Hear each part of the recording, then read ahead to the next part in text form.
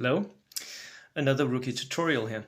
This time with my face. That's mainly because what I want to talk about today, I don't have the minis for it. So I can't actually show it to you.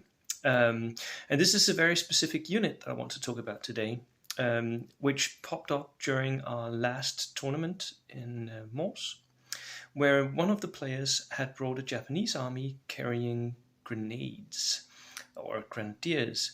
And that unit that he had 3 light mortars in it. And that's the unit that I want to talk about. Veteran Japanese grenadiers. Now, let's talk about the setup first. What was brought was a 9-man unit, veteran, and I think he had all 3 light mortars in it, which is very expensive. It's like 75 points for just for the mortars, and of course the veterans are also quite expensive. But that was used as like the main anchor of his army. That unit was pushed forward into the center of the game table, and then it's just started pumping out shots and killing stuff. And it works really well. I've played against this player several times using that unit. He's used it against me, and every single time it's been brilliant. Maybe not worth its points in killing potential, but it has definitely done stuff. So the setup for this unit, how you can set it up, you can buy grenadiers for Japan either as regular or as veteran.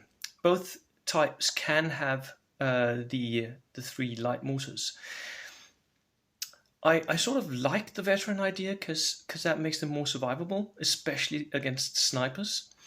And you can buy up to 18 men, which means that you can actually spend an excess of 300 points on one unit, which is insane. Don't ever do that. It's too much.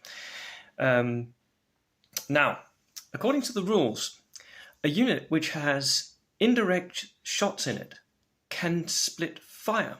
So the riflemen can shoot one direction, whereas the mortars can shoot in other directions, which makes this unit very, very good, because you can actually shoot at 4 other units with a unit of veteran grenadiers and their light mortars. Each light mortar can shoot at a different unit if you want to, and just start shooting in indirect fire, right?